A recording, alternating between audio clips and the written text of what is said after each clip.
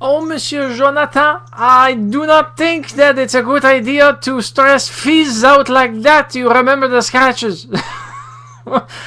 Aw, poor Fizz. Well, I do remember my cat actually liking to be with us in the car. In fact, that was more to stabilize his nerves. But he'd meow all the way to the vet.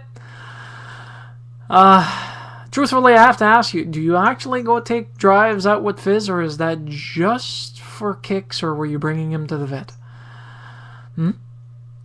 Be truthful now. You're on candid camera. Kidding. Anyways, I've seen that behavior done more with dogs than with cats. In fact, my godparents, that's pretty much what their dogs do. Whenever they're driving, they curl up in the small of the back of the neck. Mind you, it's not a safe place to be.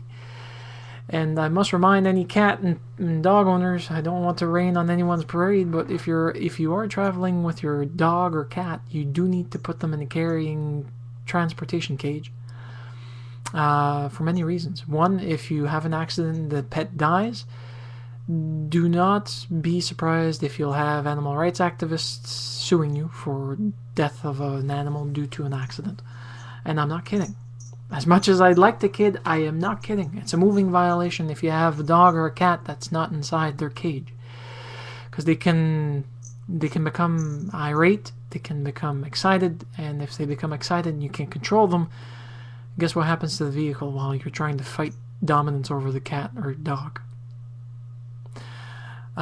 Even worse, if you crash, the dog or cat goes flying in the vehicle. And I don't think anyone who has a pet, be it a cat or a dog or any other type of pet really, wants to see their loved one dashed to death against a windshield or through the windshield to unfortunately suffer the demise by sudden impact.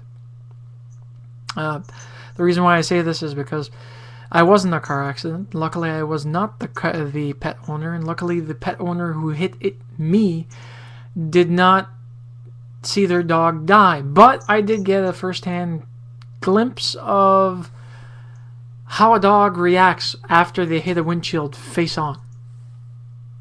I didn't think it would be that bad, but the dog was freaking out. And we're talking about a lap dog. So anyways, that said, have a nice one. And be kind to your animals.